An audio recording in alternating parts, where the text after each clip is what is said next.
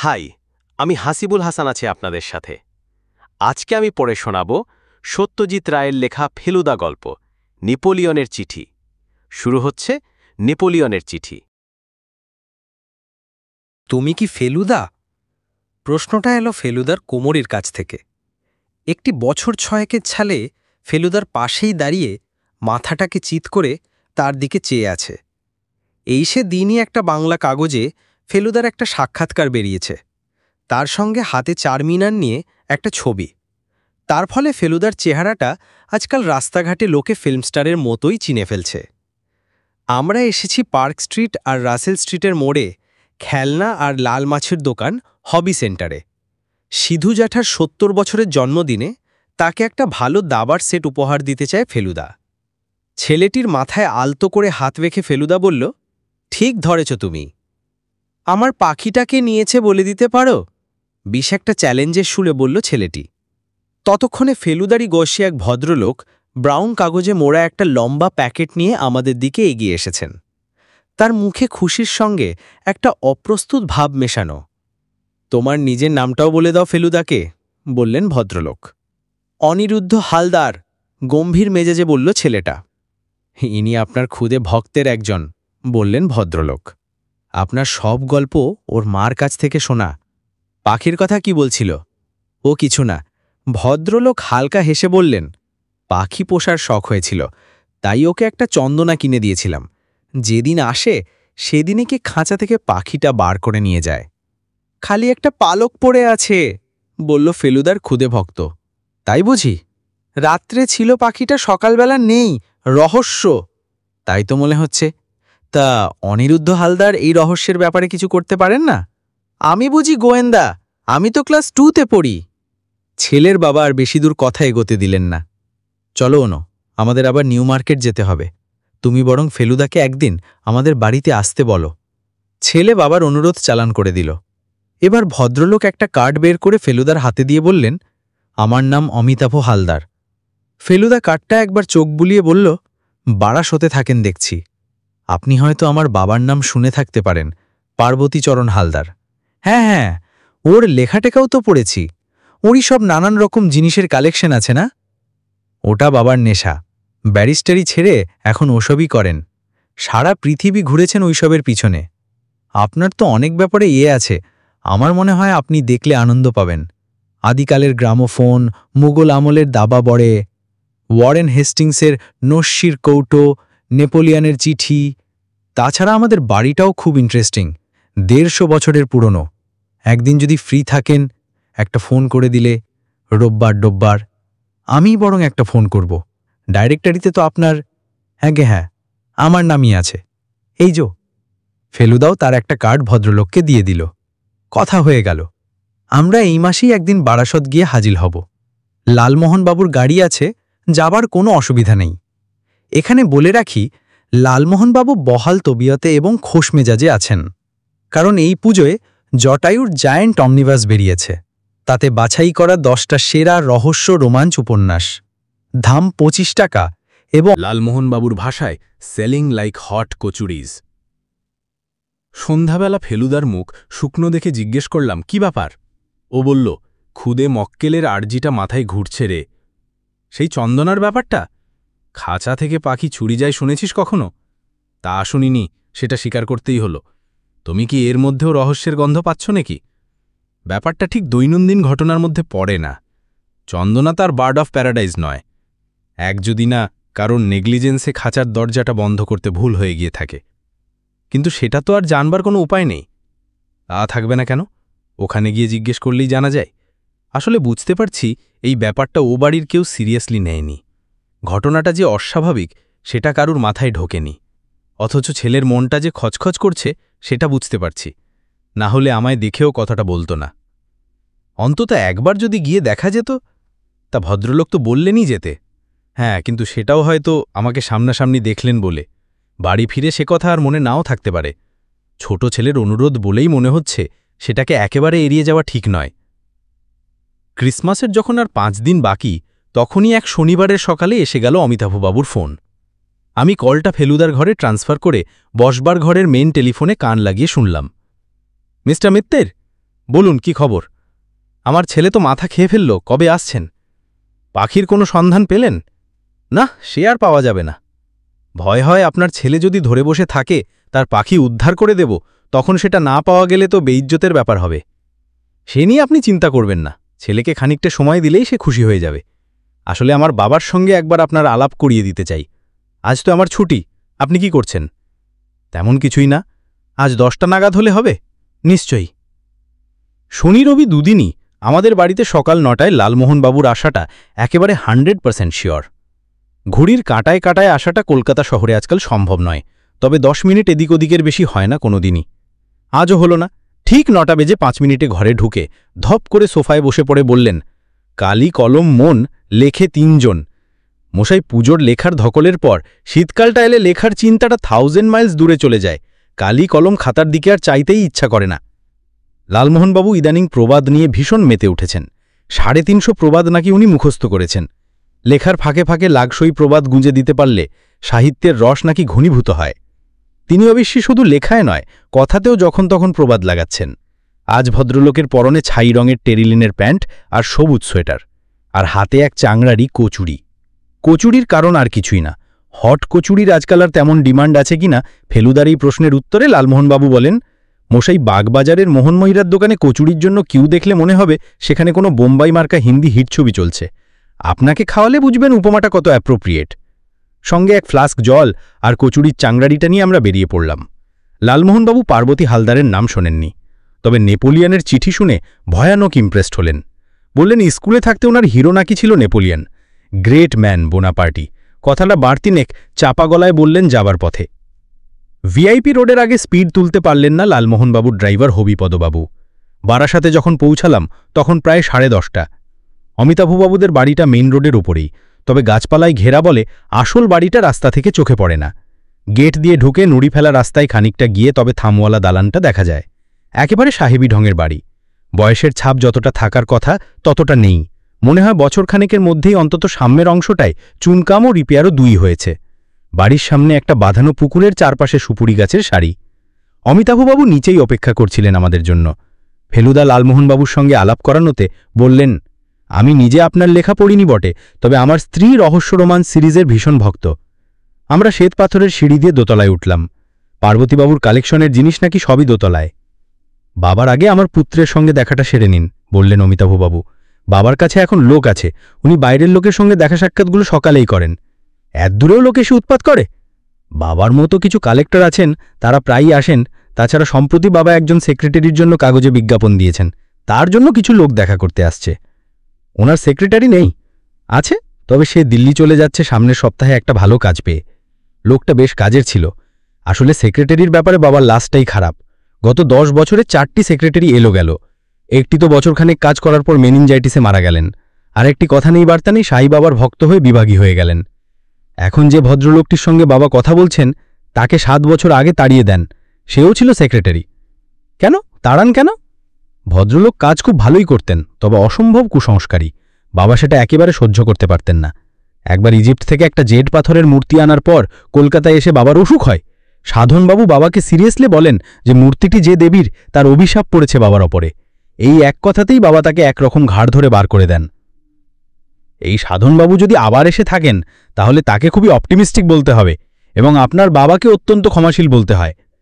আসলে লোকটাকে তাড়িয়ে দেওয়ার পর বাবার একটু অনুশোচনা হয়েছিল, কারণ ভদ্রলোকের অবস্থা মোটেই ভালো ছিল না, আর বাবা ওকে সার্টিফিকেটও দেননি। বাড়িটা বাইরে থেকে বিলিতি ধাঁচের হলেও ভিতরটা বাংলা জমিদারি বাড়ির মতোই। মাঝখানের নাটমন্দিরকে ঘিরে দোতলার বারান্দার একপাশে সারি সারি ঘর, বৈঠকখানা আর পার্বতীচরণের স্টাডি বা কাজের ঘর সামনের দিকে, আর ভিতর দিকে সব শোবার ঘর। ফেলুদার খুদে মক্কেল বারান্দায় তার ঘরের সামনেই দাঁড়িয়েছিল। আমরা সেই দিকে এগিয়ে যাব বনি, এমন সময় জুতোর শব্দ শুনে বৈঠকখানার দিকে চেয়ে দেখি নীল কোট পরা হাতে ব্রিফকেসওয়ালা একটা লোক গটগটিয়ে ঘরটা পেরিয়ে সিঁড়ির দিকে চলে গেল। অমিতাভবাবু বললেন, এই সেই প্রাক্তন সেক্রেটারি সাধন বালাই। ভদ্রলোককে খুব প্রসন্ন বলে মনে হল না। এই যে আমার পাখির খাঁচা। ফেলুদা তার সামনে গিয়ে দাঁড়াতেই বলল অনিরুদ্ধ, আমি তো সেটাই দেখতে এলাম। খাঁচাটা একটা হুক থেকে ঝুলছে বারান্দার রেলিংয়ের উপরে। ঝকঝকে ভাবটা দেখে বোঝা যায় খাঁচাটাও কেনা হয়েছিল পাখির সঙ্গেই। ফেলুদা সেটার দিকে এগিয়ে গেল। দরজাটা এখনও খোলাই রয়েছে। আপনার বাড়ির কোনো চাকুরের পাখিতে অ্যালার্জি আছে বলে জানেন? অমিতাভবাবু হেসে উঠলেন। সেটা ভাবার তো কোনো কারণ দেখি না। আমাদের বাড়ির কোনো চাকরি 20 বছরের কম পুরনো নয়। তাছাড়া এককালে এ বাড়িতে একসঙ্গে 2টো গ্রে প্যারেট ছিল। বাবা নিজেই এনেছিলেন, অনেকদিন ছিল, তারপর মারা যায়। এই ব্যাপারটা লক্ষ্য করেছেন কি? ফেলুদা বেশ কিছুক্ষণ হাত দিয়ে খাঁচাটাকে নেড়ে চেড়ে প্রশ্নটা করল। অমিতাভবাবুর সঙ্গে আমরা দুজনেও এগিয়ে গেলাম। ফেলুদা খাঁচার দরজাটার একটা অংশে আঙুল দিয়ে দেখালো। ছোট্ট একটা লালের ছোপ বলে মনে হচ্ছে। তার মানে কি? যা ভাবছেন তাই, ব্লাড। চন্দনা মার্ডার বললে উঠলেন লালমোহনবাবু। ফেলুদা দরজাটা বন্ধ করে দিয়ে বলল, পাখির রক্ত না মানুষের রক্ত সেটা কেমিক্যাল অ্যানালিসিস না করে বোঝা যাবে না, তবে একটা স্ট্রাগল হয়েছে তাতে কোনো সন্দেহ নেই। অবশ্য সেটা তেমন অস্বাভাবিক কিছু নয়। এটা বোঝাই যাচ্ছে যে খাঁচার দরজা খোলা রাখার জন্য পাখি পালায়নি, দরজা খুলে পাখিকে বার করে নেওয়া হয়েছে। আপনারা কোত্থেকে কিনেছিলেন পাখিটা? নিউ মার্কেট, বলে উঠল অনিরুদ্ধ। অমিতাভবাবু বললেন, নিউ মার্কেটের 3 কোটিবাবুর পাখির দোকান খুব পুরনো দোকান, আমাদের জানাশোনা অনেকেই ওখান থেকে পাখি কিনেছে। অনিরুদ্ধর ইচ্ছা ছিল তার নতুন কেনা খেলনাগুলো আমাদের দেখায়, বিশেষ করে মেশিন গানটা। কিন্তু অমিতাভবাবু বললেন, এনারা আবার তোমার কাছে আসবেন, তখন তোমার খেলনা দেখবেন, তোমার মায়ের সঙ্গে আলাপ করবেন, চা খাবেন, সব হবে। আগে দাদুর সঙ্গে আলাপ করিয়ে দিই কেমন? আমরা পার্বতীবাবুর স্টাডির উদ্দেশ্যে রওনা দিলাম। কিন্তু দাদুর সঙ্গে আর আলাপ হলো না। লালমোহনবাবু পরে বলেছিলেন, এক একটা ঘটনার শকের এফেক্ট সারা জীবন থাকে। এটা সেই রকম একটা ঘটনা। বৈঠকখানায় ঢুকেই বুঝেছিলাম চারিদিকে দেখবার জিনিস গিজগিজ করছে। সেসব দেখার সময় ঢের আছে মনে করে আমরা এগিয়ে গেলাম ঘরের দক্ষিণ পশ্চিম কোণে পর্দা দেওয়া স্টাডির দরজার দিকে। আসুন বলে অমিতাভবাবু গিয়ে ঢুকলেন ঘরের মধ্যে, আর ঢোকা মাত্র এক অস্ফুট চিৎকার দিয়ে উঠলেন, বাবা! ফেলুদা অমিতাভবাবুকে দুহাত দিয়ে ধরতে হলো, কারণ ভদ্রলোক প্রায় পড়েই যাচ্ছিলেন। ততক্ষণে আমরা দুজনেও ঘরে ঢুকেছি। বিরাট মেহগনি টেবিলের পিছনে একটা রিভলভিং চেয়ারে বসে আছেন পার্বতীচরণ হালদার। তার মাথাটা চিত, 2টো পাথরের মতো চোখ চেয়ে আছে সিলিংয়ের দিকে, আর হাত 2টো ঝুলে আছে চেয়ারের 2টো হাতলের পাশে। ফেলুদা এক দৌড়ে চলে গেছে ভদ্রলোকের পাশে। নাড়িটা দেখার জন্য হাতটা বাড়িয়ে আমাদের দিকে ফিরে বলল, তোরা দৌড়ে গিয়ে ওই সাধন লোকটাকে আটকা, দারোয়ানকে বল, দরকার হলে বাইরে রাস্তায় দেখ। আমার সঙ্গে সঙ্গে লালমোহনবাবু ছুট দিলেন। মন বলছিল 10 মিনিট চলে গেছে, সেই লোককে আর পাওয়া যাবে না, বিশেষ করে সেই যদি খুন করে থাকে। সিঁড়ি দিয়ে নাবার সময় এক ভদ্রলোকের সঙ্গে প্রায় কলিজান হয়েছিল। পরে জেনেছিলাম উনি পার্বতীচরণের বর্তমান সেক্রেটারি হেসিখেসবিবাবু। দুজন অচেনা লোককে এইভাবে তড়িঘড়ি নামতে দেখে তিনি কি ভাবলেন সেটা তখন আর ভাবার সময় ছিল না। বাইরে কেউ নেই, রাস্তায়ও না, কারোর থাকারও কথা নয়। যেটা সবচেয়ে অদ্ভুত লাগলো সেটা হচ্ছে এই যে দারোয়ান জোর গলায় বলছে গত 10 মিনিটের মধ্যে কেউ গেট দিয়ে বাইরে যায়নি। বাবুর কাছে লোক আসবে বলে সে সকাল থেকে ডিউটিতে রয়েছে, তার ভুল হতে পারে না। চলো বাগানের দিকটা দেখি, বললেন লালমোহনবাবু। হয়তো কোথাও ঘাপটে মেরে আছে। তাই করলাম। দক্ষিণের পুকুরের ধার, ওয়েস্টের গোলাপ বাগান, কম্পাউন্ড ওয়ালের পাশটা, চাকরদের ঘরের আশেপাশে কোথাও বাদ দিলাম না। পাঁচিল টেপকানাও সহজ নয়, কারণ প্রায় 8 ফুট উঁচু। হাড় ছাড়তে হলো। সাধনবাবু উধাও। পার্বতীবাবুকে মাথার উপরে একটা ভারী জিনিস দিয়ে আঘাত মেরে খুন করা হয়েছে। এদের বাড়ির ডাক্তার সৌরিন সোম বললেন মৃত্যুটা হয়েছে মারার সঙ্গে সঙ্গেই। ভদ্রলোকের রক্তের চাপ ওঠানামা করত, আর হাটেরও গোলমাল ছিল। ইতিমধ্যে পুলিশও এসে গেছে। ইন্সপেক্টর হাজরা ফেলুদাকে চেনেন, মোটামুটি খাতিরও করেন। সাধারণ পুলিশের লোক প্রাইভেট ইনভেস্টিগেটরকে যেরকম অবজ্ঞার চোখে দেখে সেই রকম নয়। বললেন, আমাদের যা রুটিন কাজ তা করে যাচ্ছি, যদি কিছু তথ্য বেরোয় তো আপনাকে জানাবো। ফেলুদা বলল, যে ভারী জিনিসটা দিয়ে খুন করা হয়েছিল সেই সম্বন্ধে কোনো আইডিয়া করেছেন? হাজরা বললেন, তেমন তো কিছু দেখছি না আশেপাশে, খুনি সেই জিনিসটা নিয়েই ভেগেছে বলে মনে হচ্ছে। পেপারওয়েট? পেপারওয়েট? একবার আসুন আমার সঙ্গে। হাজরা আর ফেলুদার পিছন পিছনে আমরাও ভরের মধ্যে ঢুকলাম। ফেলুদা টেবিলের একটা অংশে আঙুল দিয়ে দেখাল। সবুজ ফেল্টের উপর মিহি ধুলো জমে আছে, তারই একটা অংশে ধুলোহীন গোল চাকতি। খুব ভালো করে লক্ষ্য না করলে বোঝা যায় না। অমিতাভবাবুকে জিজ্ঞেস করেছিলাম, একটা বেশ বড় এবং ভারী ভিক্টোরিয়ান আমলের কাঁচের পেপারওয়েট থাকতো এই টেবিলের ওপর, এখন নেই। Well done mister Mitter. কিন্তু আসল লোক তো বেমালুম হাওয়া হয়ে গেল বলে মনে হচ্ছে, ঘর থেকে বেরিয়ে আসলো ফেলুদা। হাজরা বললেন, নাম আর ডেসক্রিপশন যখন পাওয়া গেছে তখন তাকে খুঁজে বের করতে অসুবিধা হবে না। তাছাড়া সে তো অ্যাপ্লিকেশন করেছিল, সেটা থেকে থাকলে তো তার ঠিকানাই পাওয়া যাবে। আমার মনে হয় দারোয়ান সত্যি কথা বলছে না। একটা সময় সে গেটের কাছে ছিল না, তখনই লোকটা পালিয়েছে। মেন রোডের উপর বাড়ি, হয়তো বেরিয়েই বাস পেয়ে গেছে। অবশ্যই সেই ছাড়াও তো আরও লোক এসেছিল সকালে। সাধনবাবু আসার ঠিক আগে আরেকজন ভদ্রলোক এসেছিলেন। খুনটা তিনিও করে থাকতে পারেন। কিন্তু পার্বতীবাবুকে মৃত দেখলে সাধনবাবু আর থাকবেন কেন? আপনি তো দেখেছেন ঘরটা, ও তো কিউরিওর দোকান মশাই। একজন লোক যদি অসৎ হয়, ও ঘরে ঢুকে মালিক মৃত দেখলে তো তার পোয়া বারো। আপনি দেখলে বুঝতে পারবেন কোনো জিনিস গেছে কিনা? ফেলুদা প্রশ্নটা করল বর্তমান সেক্রেটারি ঋষিকেশ দত্তকে। ভদ্রলোক 10টার ঠিক আগে বেরিয়েছিলেন পোস্ট অফিসে 2টো জরুরি বিদেশি টেলিগ্রাম করতে। ফেরার পরেই আমাদের সঙ্গে সিঁড়িতে দেখা হয়। তা হয়তো পারতে পারি, বললেন ঋষিকেশবাবু। বাইরের যা জিনিস তা মোটামুটি সবই আমার জানা। ভিতরে আলমারিবন্দি জিনিসেরও একটা তালিকা একবার আমাকে দিয়ে করিয়েছিলেন মিস্টার হালদার। তার কিছু জিনিস বোধহয় আজ পেস্টেনজিকে দেখাবার জন্য বার করেছিলেন। পেস্টেনজি আসেন 9:30টায়। এই পেস্টেনজির সঙ্গে কি আগেই আলাপ ছিল পার্বতীবাবুর? খুব, প্রায় 10 বছরের আলাপ। মাসে অন্তত 2বার করে আসতেন। উনিও একজন কালেক্টর। মিস্টার হালদারের সংগ্রহে একটা চিঠি ছিল, সেটা দেখতেই ভদ্রলোক আসেন। এটা কি সেই নেপোলিয়ানের চিঠি? হ্যাঁ।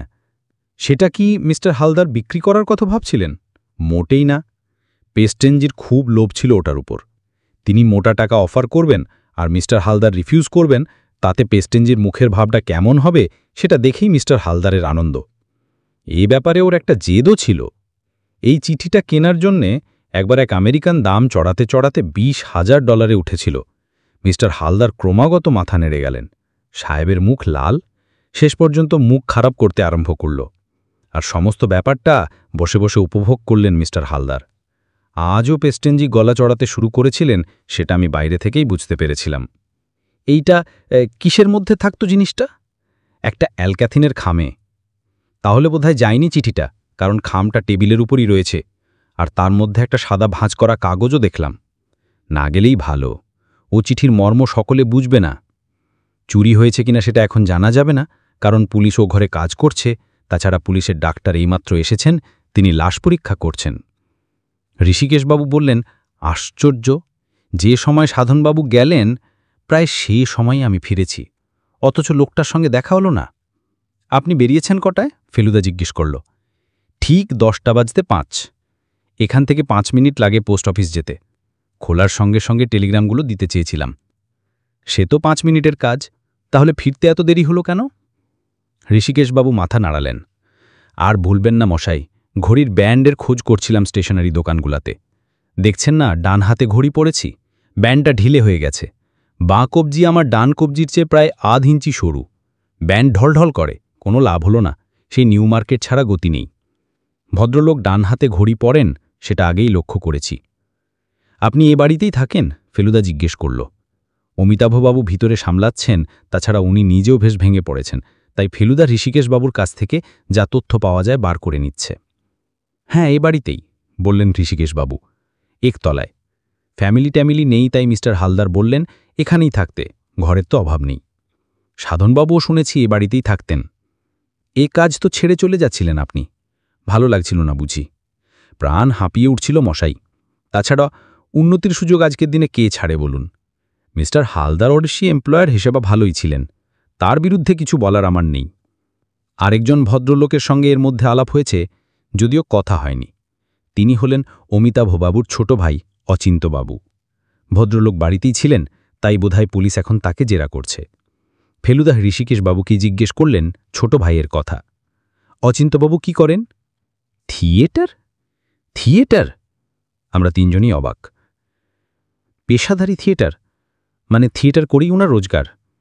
ঋষিকেশবাবুকে উত্তরটা দিতে যেন একটু ভেবে হলো। বললেন, এই সব ভেতরের ব্যাপার, আর সত্যি আমার পক্ষে বলাটা বোধহয় খুব শোভা পায় না। এই ফ্যামিলিতে থিয়েটার করাটা বেমানান, তাতে সন্দেহ নেই। তবে আমার একটা সন্দেহ হয়েছে যে অচিন্তবাবুর মনে একটা বড় রকমের অভিমান ছিল। 4 ভাইয়ের মধ্যে উনিই একমাত্র বিলেত যাননি পড়াশুনো করতে। আসলে বড় ফ্যামিলিতে ছোট ভাই অনেক সময় একটু নেগলেক্টেড হয়, ওনার ক্ষেত্রে মনে হয় সেটাই হয়েছে। আমার সঙ্গে মাঝে মধ্যে কথাবার্তা থেকেও সেটাই মনে হয়েছে। চাকরি একটা করিয়ে দিয়েছিলেন মিস্টার হালদারি, কিন্তু অচিন্তবাবু সেটা ছেড়ে দেন। থিয়েটারের শখটা বোধহয় এমনিতেই ছিল।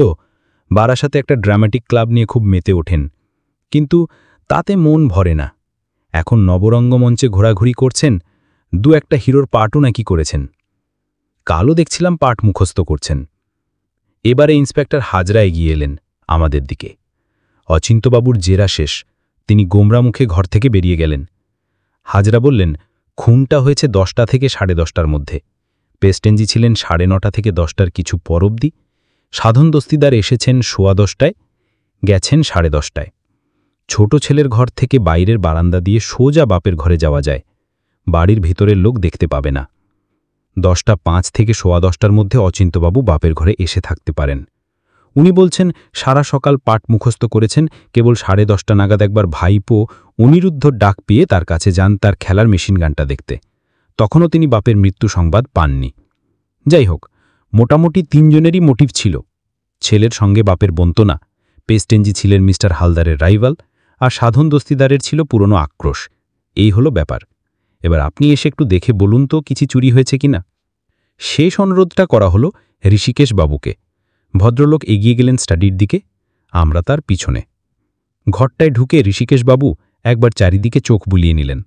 মেকানিক্যাল জিনিসে পার্বতীবাবুর খুব শখ ছিল, কারণ বৈঠকখানায় দেখেছি একটা প্রথম যুগের সিলিন্ডার গ্র্যামোফোন, আর এই ঘরে দেখছি একটা আদ্যিককালের ম্যাজিক ল্যান্টার্ন।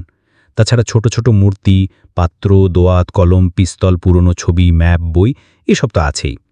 বাইরের জিনিসপত্র দেখে চাবি দিয়ে আলমারি, বাক্স, দেরাজ ইত্যাদি খুলে অবশেষে ঋষিকেশবাবু জানালেন যে কোনো জিনিস গেছে বলে তো মনে হচ্ছে না। ফেলুদা বলল, আপনি অ্যালক্যাথিনের খামটা একবার দেখলেন না? ওতে তো চিঠিটা রয়েছে বলেই মনে হচ্ছে, তবু একবার দেখে নেওয়া উচিত। ঋষিকেশবাবু খামটা খুলে ভিতরে কাগজটা টেনে বার করতে হলো। কাগজের রংটা দেখেই আমার সন্দেহ হয়েছিল, পুরনো কাগজ কি এত সাদা হয়? ভাঁজ করা কাগজটা খুলে ফেলেই ভদ্রলোক চেঁচিয়ে উঠলেন, এ কি, এ তো প্যাড থেকে ছেঁড়া হালদার মশাই নিজের চিঠির কাগজ। অর্থাৎ নেপোলিয়ানের চিঠি উদ্ধাও। আরও আধ ঘন্টা ছিলাম আমরা হালদার বাড়িতে। সেই সময়টা ফেলুদা বাড়ির কম্পাউন্ডটা ঘুরে দেখল। বাগানটা দেখা শেষ করে কম্পাউন্ড ওয়ালের কোনো অংশ নিচু বা আছে কিনা দেখে আমরা পুকুরের কাছে এলাম। ফেলুদার দৃষ্টি মাটির দিকে। জানিও পায়ের ছাপ খুঁজছে। শুকনো মাটি, পায়ের ছাপের সম্ভাবনা কম, তবে পুকুরের পূর্ব পাড়ের একটা অংশ ফেলুদার দৃষ্টি আকর্ষণ করায় সে থেমে গেল। একটা ছোট্ট বুনো ফুলের গাছ যেন কিসের চাপে পিষে গেছে, আর সেটা হয়েছে কিছুক্ষণ আগেই। ফেলুদা ফুলের আশপাশটা দেখে পুকুরের দিকে চেয়ে কিছুক্ষণ চুপ করে দাঁড়িয়ে রইল। এ পুকুর ব্যবহার হয় না, তাই জলটা পানার আবরণে ঢেকে গেছে। আমরা যেখানটা দাঁড়িয়ে আছি সেখান থেকে হাত পাঁচেক দূরে বেশ খানিকটা জায়গা জুড়ে পানা সবি গিয়ে জল বেরিয়ে পড়েছে। কিছু ফেলা হয়েছে কি জলের মধ্যে? তাই তো মনে হয়। কিন্তু ফেলুদা এ নিয়ে কোনো মন্তব্য করল না। যা দেখবারও দেখে নিয়েছে। বাড়ি ফেরার সময় লালমোহনবাবু হঠাৎ বললেন, বাগানে একটা চন্দনা দেখলুম বলে মনে হলো। একটা পেয়ারা গাছ থেকে উড়ে একটা সজমে গাছে গিয়ে বসল। সেটা আমাদের বললেন না কেন? ধমকের সুরে বলল ফেলুদা। কি জানি, যদি বেরিয়ে যায় টিয়া। দুটো পাখি এত কাছাকাছি, তবে এই পাখিটা কথা বলে। আপনি শুনলেন কথা? শুনলুম বই কি, আপনারা তখন বাগানের উল্টো দিকে, আমি আরেকটু হলেই একটা তেঁতুলে বিছের উপর পা ফেলেছি। এমন সময় শুনলুম, বাবু সাবধান, আর মুখ তুলে দেখি পাখি। পাখি বলল, বাবু সাবধান। তাই তো স্পষ্ট শুনলুম। আপনারা বিশ্বাস করবেন না বলেই বলিনি। বিশ্বাস করাটা সত্যিই কঠিন, তাই কথা আর এগোলো না। তবে এটা ঠিক যে এরকম একটা খুন আর এরকম চুরির পরেও ফেলুদার মন থেকে চন্দনার ব্যাপারটা যাচ্ছে না। খুনের 2 দিন পর সোমবার সকালে চা খাওয়ার পর ফেলুদার কথায় সেটা বুঝতে পারলাম। ও বলল, পার্বতীবাবুর খুন আর নেপোলিয়ানের চিঠি চুরি, এই দুটো ঘটনাই গতানুগতিক, কিন্তু আমাকে একেবারে বোকা বানিয়ে দিয়েছে এই পাখি চুরির ব্যাপারটা। গতকাল অমিতাভবাবু ফোন করেছিলেন। ফেলুদা জানিয়ে দিয়েছে যে নেহাত দরকার না পড়লে এই অবস্থায় ও আর ওদের বিরক্ত করবে না, বিশেষ করে পুলিশ যখন তদন্ত চালাচ্ছেই। লালমোহনবাবু বলেছেন সোমবার হলেও আজ একবার আসবেন, কারণ কি ডেভেলপমেন্ট হচ্ছে না হচ্ছে সেটা জানার ওর বিশেষ আগ্রহ। আমি বললাম, পাখির খাঁচার গায়ে রক্তটা পাখির না মানুষের সেটা তো এখনো জানা গেল না। ওটা যে মানুষের সেটা অ্যানালিসিস না করেই বলা যায়, বলল ফেলুদা। কেউ যদি পাখিকে খাঁচা থেকে বার করতে যায় তাহলে সেটা সাবধানেই করবে, কিন্তু পাখি ছটফট করতে পারে, খামচাতে পারে, ঠোকরাতে পারে। অর্থাৎ যে লোকে পাখিটাকে বার করেছে তার হাতে জখমের চিহ্ন থাকা উচিত। সে জিনিস ও বাড়ির কারুর হাতে দেখলে তো? সেটার দিকে আমি চোখ রেখেছিলাম। বাবু চাকর কারুর হাতেই দেখিনি, অথচ টাটকা জখম। অমিতাভবাবু বললেন, পার্ক স্ট্রিটে আমাদের সঙ্গে দেখা হওয়ার 2 দিন আগে পাখিটা কিনেছিলেন, তার মানে 13 ডিসেম্বর। খুনটা হয় 19 ডিসেম্বর। এই পাখির জন্য আমি অন্য ব্যাপারগুলোতে পুরোপুরি মনও দিতে পারছি না। খুনের সুযোগ কার কার ছিল তার একটা লিস্ট করছিলে না তুমি কাল রাত্রিরে? শুধু সুযোগ নয়, মোটিভও। ফেলুদার পাশেই সোফায় পড়েছিল খাতাটা, সে ওটা খুলে বলল, সাধন দস্তিদার সম্বন্ধে নতুন কথা বলার বিশেষ কিছু নেই, রহস্যটা হচ্ছে তার অন্তর্ধানে। এটা সম্ভব হয় একমাত্র যদি দারোয়ান মিথ্যে কথা বলে থাকে। সাধন তাকে ভালো রকম ঘুষ দিয়ে থাকলে এটা হতে পারে, সেটা পুলিশে বার করুক। মিথ্যেবাদীকে সত্যি বলানোর রাস্তা তাদের জানা আছে। দ্বিতীয় সাসপেক্ট পেস্টনজি। তবে পেস্টনজির 70 বছর বয়স, বুড়ো মানুষের পক্ষে এ খুন সম্ভব কিনা সেটা ভাবতে হবে। আঘাতটা করা হয়েছিল রীতিমতো জোরে। অবশ্যই সত্তরেও অনেকের স্বাস্থ্য দিব্যি ভালো থাকে, সেটা ভদ্রলোককে চাক্ষুষ না দেখা পর্যন্ত বোঝা যাবে না। তৃতীয় অচিন্ত হালদার। বাপের ওপর ছেলের টান না থাকলেও খুন করার মতো আক্রোশ ছিল কিনা সেটা ভাবার কথা। তবে নেপোলিয়ানের চিঠি হাতাতে পারলে ওর আর্থিক সমস্যা কিছুটা মিটত ঠিকই। কেউ না হোক পেস্টনজি যে সে চিঠি কিনতে রাজি হতেন সেটা বোধহয় অনুমান করা যায়। চতুর্থ, আবার আরও একজন আছে নাকি? তাকে সাসপেক্ট বলে বলছি না, কিন্তু অমিতাভবাবু সে সময়টা কি করছিলেন সেটা জানা দরকার বই কি। তার জবানিতে তিনি বলেছেন সকালে তিনি বাগানে থাকেন, ওর খুব ফুলের শখ। সেদিন 10টা পর্যন্ত তিনি বাগানে ছিলেন। মাঝে একবার আমাদের ফোন করতে 9টার সময় তাকে নিচের বৈঠকখানায় আসতে হয়। তারপর আমরা আসার আগে আর দোতলায় যাননি। চাকর তাকে চা দিয়ে যায় 10টার সময় একতলার বাগানের দিকের খোলা বারান্দায়। আমাদের গাড়ির আওয়াজ পেয়ে তিনি সামনের দিকে চলে আসেন। দোতলায় যান তিনি একেবারে আমাদের নিয়ে, তার আগে নয়। সব শেষে হলেন ঋষিকেশবাবু। ইনি 10টা বাজতে 5-এ বেরিয়েছেন, সেটা দারোয়ান দেখেছে, কিন্তু ফিরতে দেখেছে কিনা মনে করতে পারছে না। দারোয়ানের কথাবার্তা খুব রিলায়েবল বলে মনে হয় না। 40 বছর চাকরি করছে বটে হালদার বাড়িতে, হয়তো এমনিতে বিশ্বস্ত, কিন্তু বয়স হয়েছে 70-এর ওপর, কাজেই স্মরণশক্তি ক্ষীণ হয়ে আসা অস্বাভাবিক নয়। ঋষিকেশবাবু স্টেশনারি দোকানে অতটা সময় কাটিয়েছেন কিনা সেটা জানা দরকার। যদি সে ব্যাপারে মিথ্যেও বলে থাকেন তার খুনের সুযোগ সম্বন্ধে সন্দেহ থেকে যায়। একমাত্র নেপোলিয়ানের চিঠি হাতা করা ছাড়া মোটিভও খুঁজে পাওয়া যায় না। ফেলুদা খাতাটা বন্ধ করল। আমি বললাম, চাকর বাকরদের বোধহয় সবকটা কি বাদ দেওয়া যায়? শুনলেই তো, চাকর সবকটাই পুরনো। তাদের মধ্যে বেয়ারা মুকুন্দ পার্বতীচরণের ঘরে কফি নিয়ে যায় পেস্টনজি আর পার্বতীবাবুর জন্য। পার্বতীচরণ একা থাকলেও রোজ 10টায় কফি খেতেন। এছাড়া আর কোনো চাকর 9টার পর পার্বতীচরণের ঘরে যায়নি। বাড়িতে লোক বলতে আর আছে অমিতাভবাবুর স্ত্রী অনিরুদ্ধ, পার্বতীচরণের 80 বছরের বুড়ি মা, মালির এক ছেলে ড্রাইভার আর দারোয়ান। অচিন্তবাবু বিয়ে করেননি। ফেলুদা একটা 4 মিনার ধারানোর সঙ্গে সঙ্গেই ফোন বেজে উঠল। ইন্সপেক্টর হাজরা। কি খবর বলুন স্যার? বলল ফেলুদা। সাধন দস্তিদারের ঠিকানা পাওয়া গেছে। ভেরি গুড, ভেরি ব্যাড, কারণ সেই ঠিকানায় ওই নামে কেউ থাকে না বটে, এবং কোনোদিনও ছিল না। তাহলে তাহলে আর কি, যে তিমিরে সেই তিমিরে, মহা ফিচ্ছের লোক বলে মনে হচ্ছে। আর ঋষিকেশবাবুর এলাকায় ঠিক আছে? উনি পোস্ট অফিসে গিয়েছিলেন 10টায় এবং টেলিগ্রামগুলো করেছেন, এটা ঠিক। তারপর স্টেশনারি দোকানে যাওয়ার যেটা বললেন সেটা ভেরিফাই করা গেল না, কারণ দোকানে কেউ মনে করতে পারল না। আর পেস্টনজি অসম্ভব তিরিক্ষি মেজাজের মানুষ, প্রচণ্ড ধনী। 150 বছর কলকাতায় আছে এই পার্সি ফ্যামিলি। এমনিতে শক্ত সমর্থ লোক, তবে কাবু হয়ে আছেন আর্থ্রাইটিসে, ডান হাত কাঁধের ওপর ওঠে না। চেক করে দেখেছি কথাটা সত্যি। তাহলে তো সাধন দস্তিদারের সন্ধানেই লেগে থাকতে হয়। আমার ধারণা লোকটা বারাসতেই থাকে, কারণ ওর অ্যাপ্লিকেশনের খামে বারাসতের পোস্টমার্ক রয়েছে। সে কি, এ তো খুবই ইন্টারেস্টিং ব্যাপার। আমরা খোঁজ করছি, এখানে দাঁ ঢাকা দিয়ে থাকতে পারবে বলে মনে হয় না। ও ভালো কথা, খোকার ঘরে চোর এসেছিল কাল রাত্রিরে। আবার আবার মানে? হাজরা পাখির কথা জানেন না। ফেলুদা সেটা চেপে গিয়ে বলল, না বলছিলাম, একটা চুরি তো হলো, বাড়িতে আবার চোর। যাই হোক, কিছু নেয়নি। খোকা তেরতিমো কি করে? সে বাবা মায়ের পাশের ঘরে একা শোয়, বিলেতি কায়দা আর কি। তা কাল মাঝরাত্রিরে নাকি খুটখাট শব্দে ঘুম ভেঙে যায়। ছেলের সাহস আছে, কে বলে চেঁচিয়ে ওঠে, আর তাতেই নাকি চোর পালিয়ে যায়। আমি খোকাকে জিজ্ঞেস করলুম, তোমার ভয় করল না? তাতে সে বললে যে বাড়িতে খুন হওয়ার পর থেকে নাকি সে বালিশের তলায় মেশিন গান নিয়ে শোয়ে, আর সেই কারণে নাকি তার ভয় নেই। 10টার সময় লালমোহনবাবু এসে হাজির। ফেলুদাকে গম্ভীর দেখে ভদ্রলোক ভারী ব্যস্ত হয়ে উঠলেন। সেই কি মশাই, আপনি এখনো অন্ধকারে নাকি? কি করি বলুন, রোজ যদি একটা করে নতুন রহস্যের উদ্ভব হয় তাহলে ফেলুমিত্তির কি করবে? আবার রহস্য? খোকার ঘরে চোর ঢুকেছিল কাল রাত্রিরে।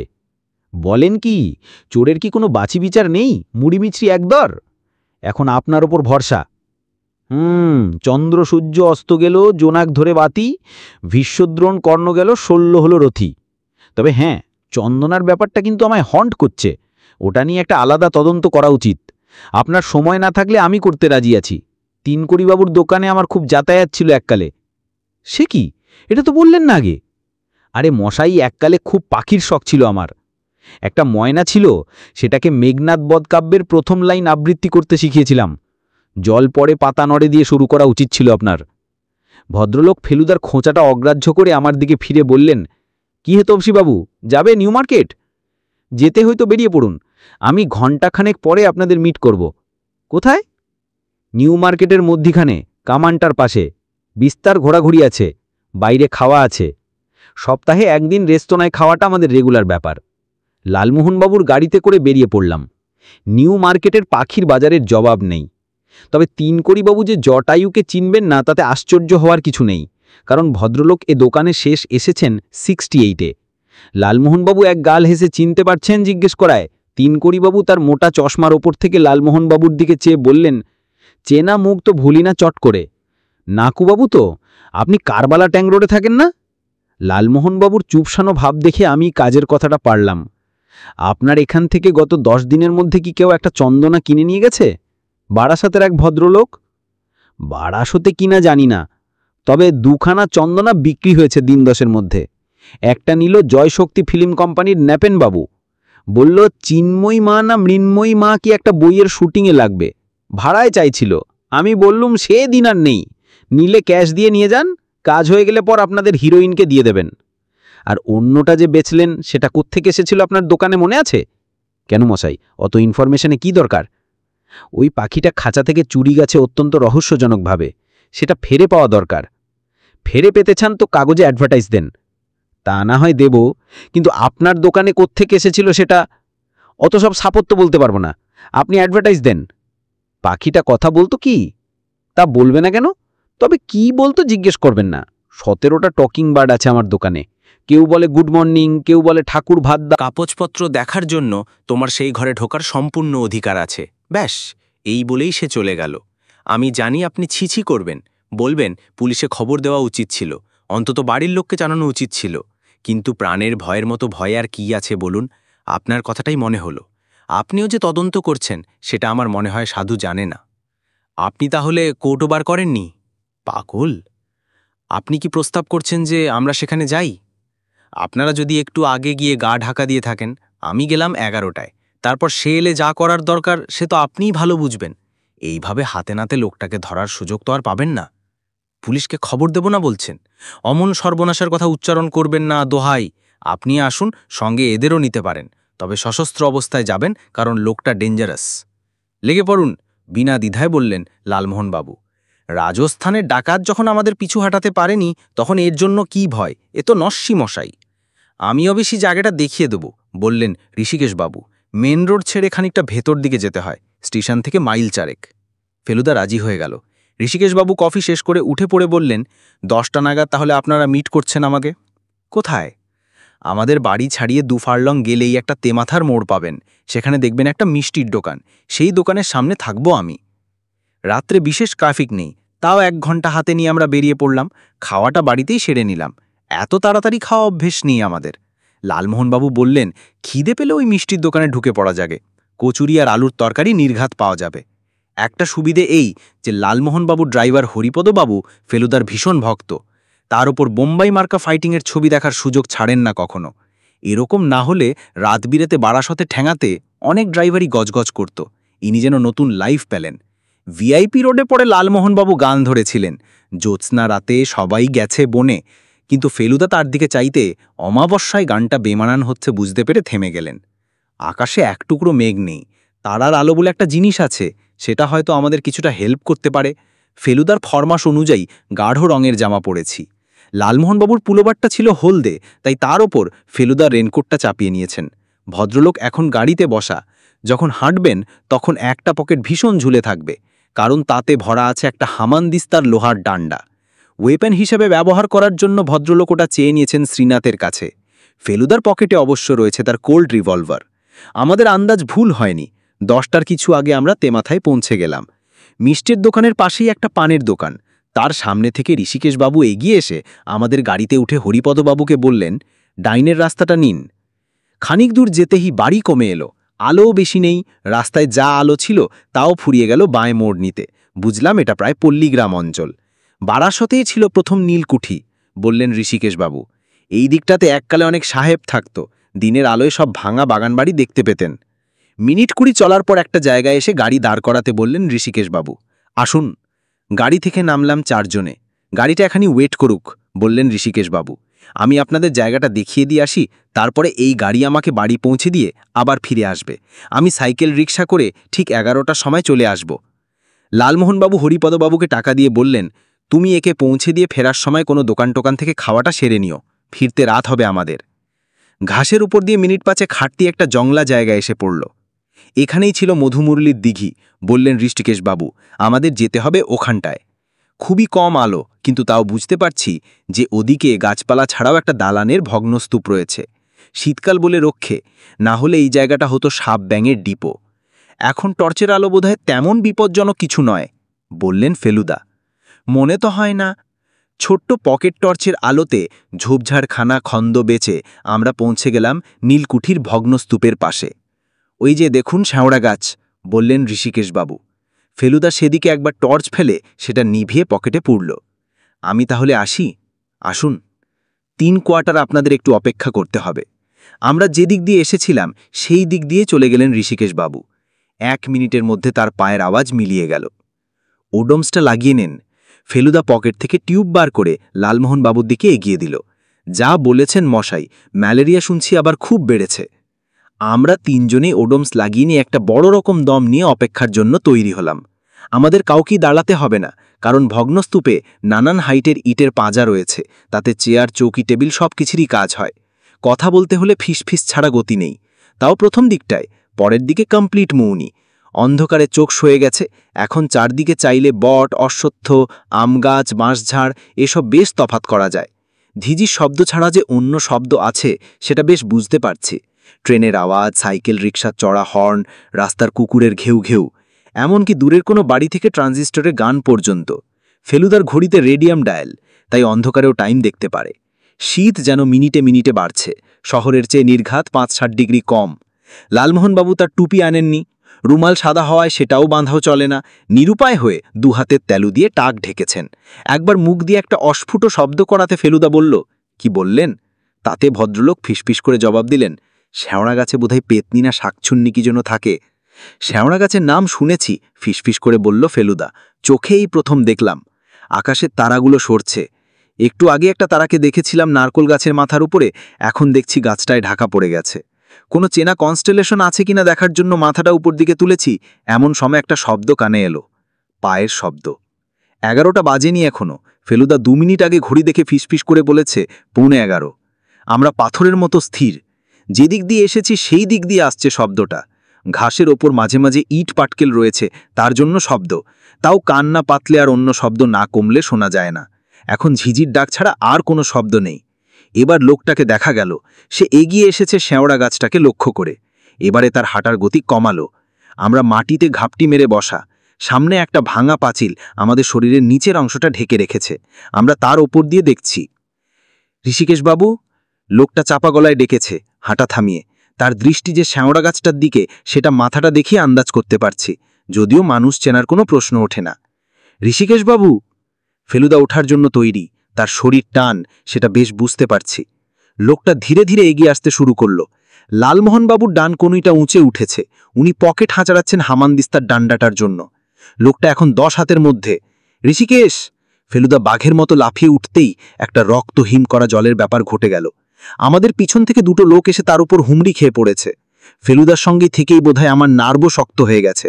চট করে বিপদে মাথা ঘোলায় না। আমি তৎক্ষণাৎ লাফিয়ে উঠে ঝাঁপিয়ে পড়লাম সামনের দিকে। ফেলুদার ঘুষি খেয়ে একটা লোক আমারই দিকে ছিটকে এসেছিল। আমি তাকে লক্ষ্য করে আর একটা ঘুষি মারতে সে হুমুড়ি খেয়ে পড়ল ঘাসের ওপর। কিন্তু এ কি, আরও লোক এসে পড়েছে পিছন থেকে। তার মধ্যে একটা আমায় জাপটে পড়েছে, আরও দুটো গিয়ে আক্রমণ করেছে ফেলুদাকে। ধস্তি ধস্তি শব্দ পাচ্ছি, কিন্তু আমি নিজে বন্দী, যদিও তারই মধ্যে জুতো পরা ডান পাটা দিয়ে ক্রমাগত পিছন দিকে লাথি চালাচ্ছি। লালমোহনবাবু কি করছেন এই চিন্তাটা মাথায় আসতেই থুতনিতে একটা ৮২ শিক্কা ঘা খেলাম, আর সঙ্গে সঙ্গে চারিদিকের অন্ধকার যেন আরও ১০ গুণ গাঢ় হয়ে গেল। তারপর কিছু জানি না। কিরে, ঠিক আয়ে? ফেলুদার চেহারাটাই প্রথম দেখতে পেলাম জ্ঞান হয়ে।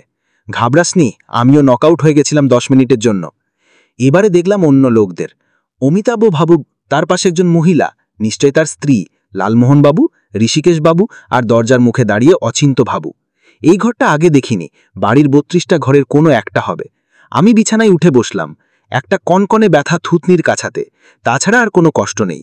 ফেলুদার ঘুষিটা খেয়েছিল ডান চোখের নিচে, সেটা কালছিটে দেখেই বোঝা যাচ্ছে। ব্ল্যাক আই ব্যাপারটা অনেক বিদেশি ছবিতে দেখেছি, স্বচক্ষেই প্রথম দেখলাম।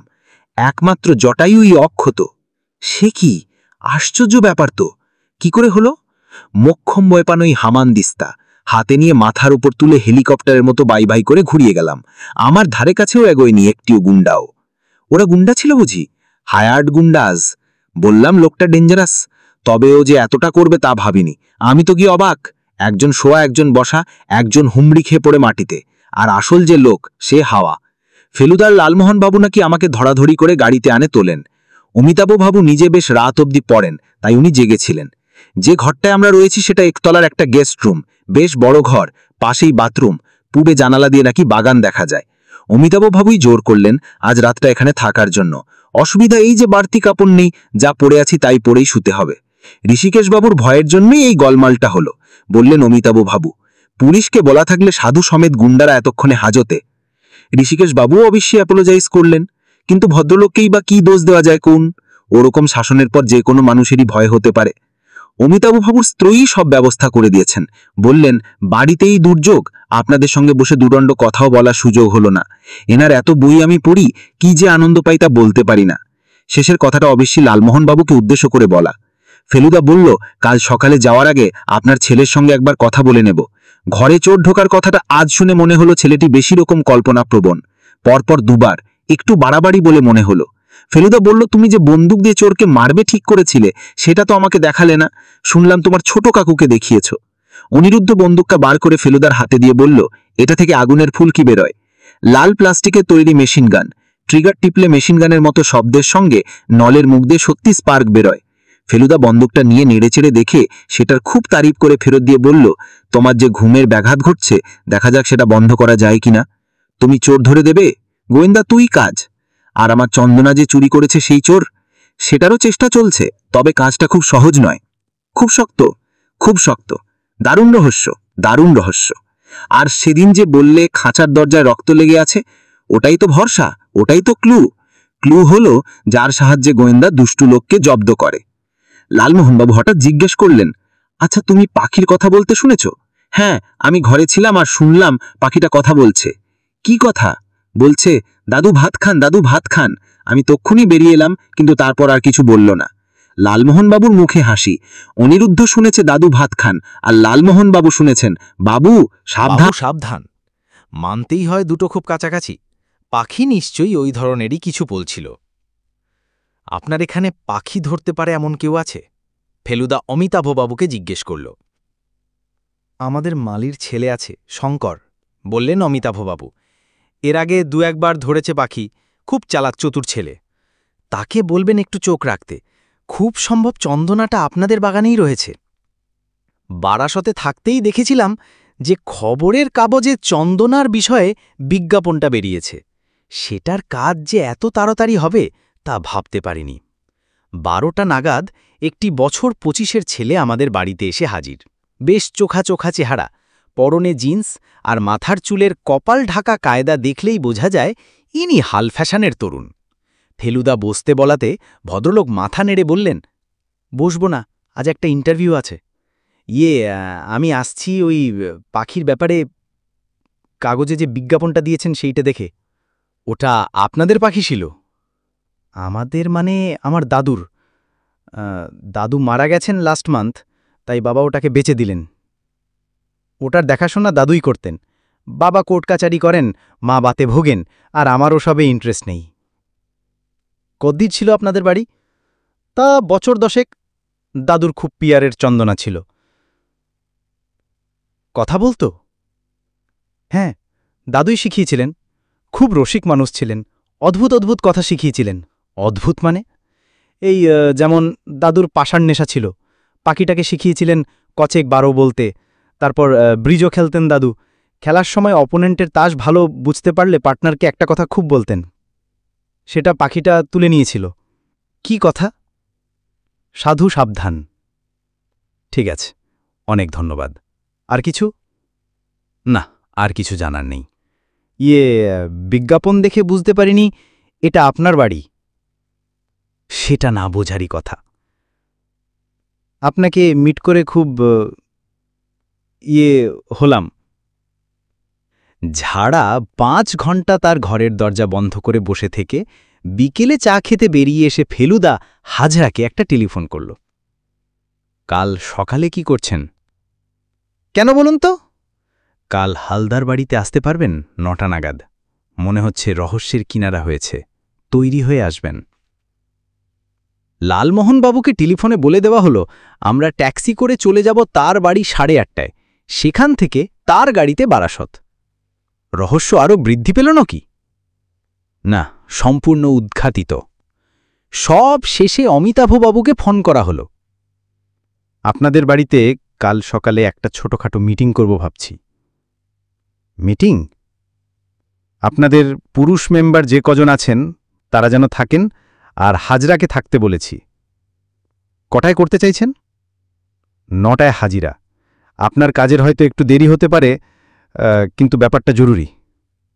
অমিতাভবাবু রাজি হয়ে গেলেন। পুরুষ মেম্বার মানে কি অনুকেও চাইছেন? না, সে না থাকাটাই বাঞ্ছনীয়। এটা শুধু প্রাপ্তবয়স্কদের জন্য। আমরা যখন পৌঁছলাম তার আগেই হাজরার দল হাজির। ফেলুদা এরকম ধরনের মিটিংয়ের আগেও করেছে। প্রত্যেকবারই আমার মনের মধ্যে একটা চনমনে ভাব, কারণ জানি না কি হতে চলেছে, কার ভাগ্যে হাতকড়া আছে, কিভাবে ফেলুদা রহস্যের সমাধান করেছে। লালমোহনবাবু আমাকে বললেন, আমি চিন্তাটাকে স্রেফ অন্য পথে ঘুরিয়ে নিয়েছি। এ ব্যাপারে ব্রেন খাটিয়ে কোনো লাভ নেই, কারণ আমার ঘিলুতে অনেক ভেজাল। তোমার দাদারটা পিওর। নিজের তৈরি রহস্যের সমাধান এক জিনিস, আর অ্যাকচুয়াল লাইফের সমাধান আর এক জিনিস। নিচের বৈঠক ঘনাই জমায়েত হয়েছি। ঋষিকেশবাবুর দিল্লি যাওয়ার সময় হয়ে গেছে। বললেন, এবারই ছেড়ে যেতে পারলে বাজিমশাই। কাজ থাকলে তবু একটা কথা, এখন প্রাণ হাঁপিয়ে ওঠে। অচিন্তবাবুর সঙ্গে ভালো করে আলাপ হয়নি। ইনি আপত্তি করেছিলেন এই মিটিংয়ে উপস্থিত থাকার ব্যাপারে। তার নাকি একটা বড় পার্টে খুব পরিশ্রম করতে হচ্ছে। কালই নাকি নাটকটার প্রথম শো। ভদ্রলোক ফেলুদাকে বললেন, আপনার এই ব্যাপারটা কতক্ষণ চলবে? ফেলুদা বলল, খুব বেশি তো আধ ঘন্টা। ভদ্রলোক তাও গজগজ করতে লাগলেন। কফি খাবার পর ফেলুদা উঠে দাঁড়াল। কালচিঠে ঢাকার জন্য ও আজ কালো চশমা পড়েছে। এটা ওর এক্কেবারে নতুন চেহারা। হাত দুটোকে প্যান্টের পকেটে পুরে সে আরম্ভ করল তার কথা। পার্বতীচরণের খুনের ব্যাপারে আমাদের যেটা সবচেয়ে অবাক করেছিল সেটা হল সাধন দস্তিদারের অন্তর্ধান। 10টা থেকে 10:30টার মধ্যে খুনটা হয়। সাধন দস্তিদার কার্বতীবাবুর ঘরে ছিলেন 10:15 থেকে 10:30টার মধ্যে। 10:30টায় তাকে আমরা ঘর থেকে বেরিয়ে সিঁড়ির দিকে যেতে দেখি। 10:35-এ অনিরুদ্ধের সঙ্গে কথা বলে পার্বতীবাবুর ঘরে গিয়ে আমরা তাকে মৃত অবস্থায় দেখি। তৎক্ষণাৎ সাধন দস্তিদারকে খোঁজা হয়, কিন্তু পাওয়া যায় না। দারোয়ান বলে তাকে গেট থেকে বেরোতে দেখেনি। বাগানে খোঁজা হয়, সেখানেও পাওয়া যায়নি। কম্পাউন্ডের যে পাঁচিল সেটা 8 ফুট উঁচু। সেটা টপকানো সহজ নয়, বিশেষ করে হাতে একটা ব্রিফকেস থাকলে। আমরা এখানে অচিন্তবাবু ফেলুদাকে বাধা দিলেন। সাধনবাবুর আগে যিনি এসেছিলেন তাকে কি আপনি বাদ দিচ্ছেন? আপনার বাবাকে যেভাবে আঘাত করা হয়েছিল সেটা শক্ত সমর্থ লোকের পক্ষে সম্ভব। পেস্টনজির আর্থ্রাইটিস আছে, তিনি ডান হাত কাঁধের ওপর তুলতে পারেন না। অবশ্যই পেস্টনজি ছাড়াও একজন তৃতীয় ব্যক্তি ছিলেন যিনি পেস্টনজি ও সাধনবাবুর ফাঁকে পার্বতীবাবুর ঘরে গিয়ে থাকতে পারেন। তিনি কে? আপনি। অচিন্ত্যবাবু সোফা ছেড়ে উঠে পড়েছেন। আপনার কি ধারণা? আমি শুধু বলেছি আপনার সুযোগ ছিল। আপনি খুন করেছেন সে কথা তো বলিনি। তাও ভালো।